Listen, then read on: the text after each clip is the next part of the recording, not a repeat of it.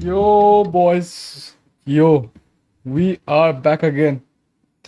10 दिनों बाद आए मुझे पता है but we are back again so we are here for new stuffs बहुत कुछ हुआ है right so why I was not there because I was getting a little bit of surgery very very important surgery cavity हो गया था guys so just took a break for no reason so आपका क्या हाल चाल है ये बताओ देश का तो हाल चाल पता ही है पूरा जल रहा है कुछ बचा ही नहीं है अब प्लानिंग से जलाया जाएगा so we are here to check out all the news but we have some fun contents also we can begin with Shyam Rangeela because Shyam Rangeela काफ़ी सालों बाद जगत जगत सालों बाद उसे निकाला है so we can cover start with that and say it's funny. We start with some satire.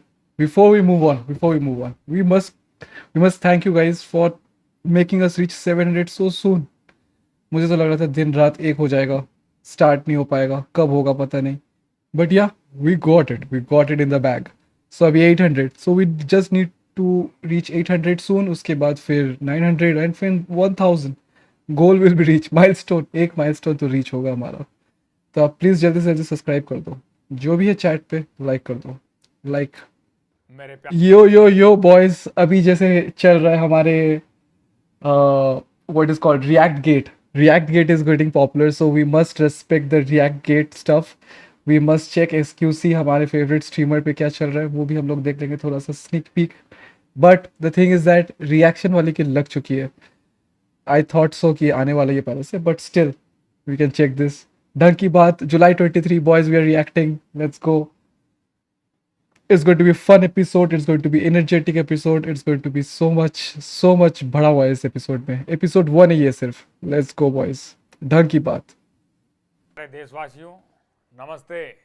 नमस्ते ढंग की नमस्ते बात के इस पहले एपिसोड में आप सभी का स्वागत है। साथियों, धन्यवाद बातें आपने कई प्रकार की सुनी होंगी, लेकिन ये ढंग की बात है। ओके हर माह के अंतिम दिन जो अच्छा भी महीने में घटनाएं घटित होंगी, कुछ मुद्दे होंगे जिन पर हम अच्छा मिलकर के चर्चा वार्ता करेंगे करेंगे वाह और नाइस मैं ढंग की बात आपसे साझा करने वाला हूँ।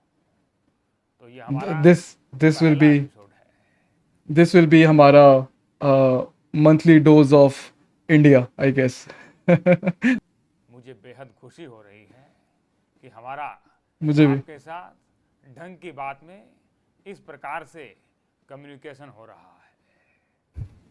साथियों, थोड़ा पिछले स्लो कुछ नहीं समय है में मैं देख रहा हूँ कि महंगाई बहुत बढ़ रही है। दैट्स ट्रू महंगाई तो वैसे बढ़ ही रही थी, लेकिन जब मेरे खाने में टमाटर आने लगा, मैंने एक दिन पूछा, मैंने कहा भैया ये टमाटर क्यों आ रहा है आजकल?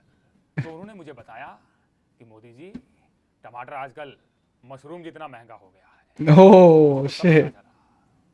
मैंने देशवासियों से बात भी की, मुझे पूरे देश से ये सूचनाएं मिली कि टमाटर बेहद महंगा हो गया है। साथियों, इसमें वो तो है घबराने की कोई बात नहीं है। अभी महंगा कल ही है मेरी जयपुर के सुरेश जी से बात हुई, अच्छा उन्होंने मुझे बताया कि उन्होंने बिना सोचे समझे 2 किलो टमाटर अचानक से खरीद लिए। जब मेरी उनसे बात हुई, मैंने उनसे पूछा कि ये किस प्रकार से हुआ। आम व्यक्ति तो टमाटर खरीदना दूर, लेने की सोच भी नहीं पा रहा है।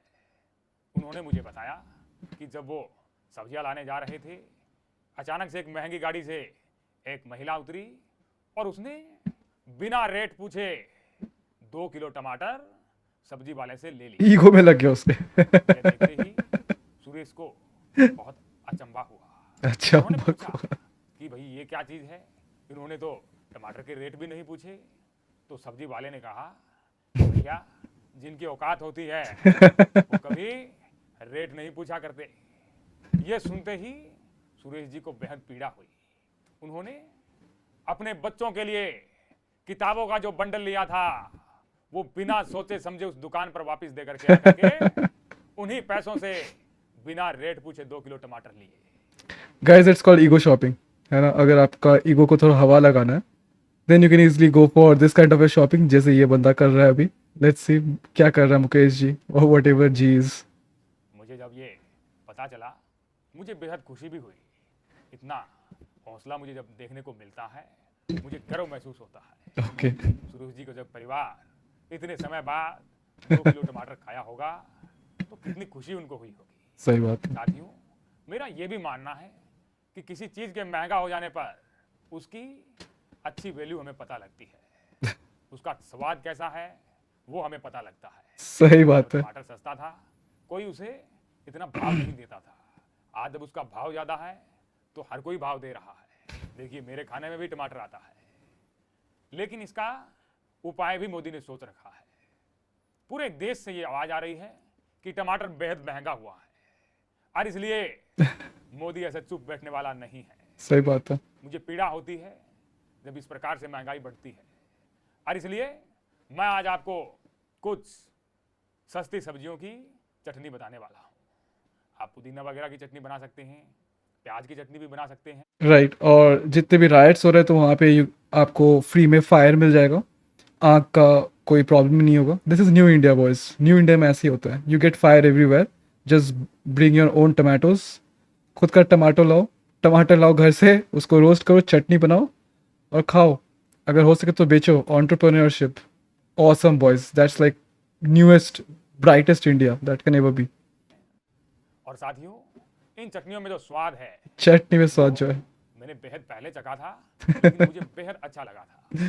आपको भी वो पसंद आने वाला। I will keep the joke in the context. जो चखा था 2002 में चखा था, वहाँ पे बहुत फ्री फायर था, फ्री में फायर था इधर उधर, क्योंकि आग जल रहा था बस्तियों में इधर उधर, तो फायर फ्री था।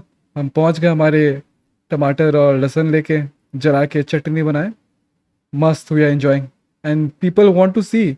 लोग तो ये भी कह रहे हैं कि अभी हरियाणा में भी अपने को वही फ्री फायर देखना है, ताकि हम वो चटनी का स्वाद एक बार चख सके। Let's go. प्याज की चटनी तो बहुत ही मजे से गांव में लोग खाते हैं। सही बात है। शहरों वाले खाएंगे तो मजा ही आने वाला है। साथियों, आपको टमाटर की चटनी के बारे में भी बताऊंगा, लेकिन तब जब प्याज महंगा हो जाएगा। अच्छा, ओके। मेरे प्यारे देशवासियों, मुझे पता है टमाटर इतना महंगा है, अब उसे सस्ता करने की जरूरत है, और अच्छा, इसलिए ये मोदी चुप नहीं बैठने वाला है। सही बात है।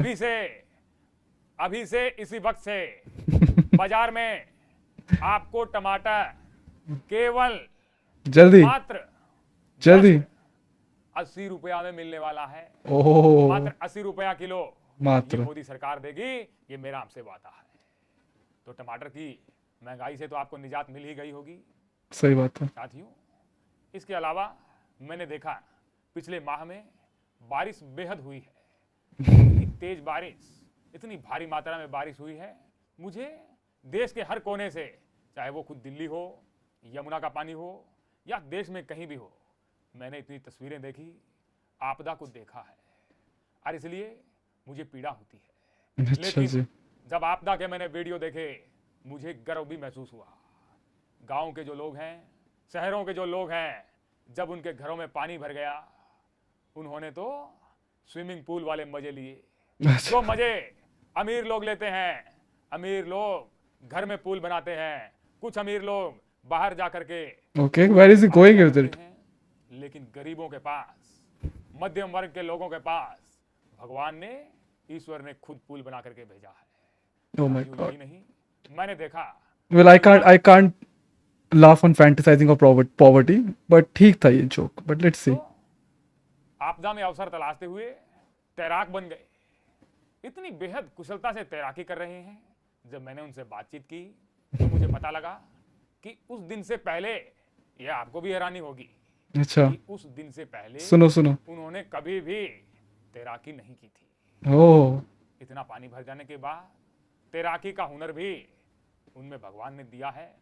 और मुझे तो दूरगामी सोचने की आदत है, और इसलिए मुझे लगता है कि ये युवाओं ठीक को स्पीड है। अगर ओलंपिक में भी भेजा जाए तो किसी मेडल के बिना ये भारत में नहीं आएंगे, ये मेरा भरोसा है। सही बात है। सी, आपदा में अवसर इसी को बोलते हैं। हम लोग ऐसे ही ओलंपिक में मेडल लाते हैं।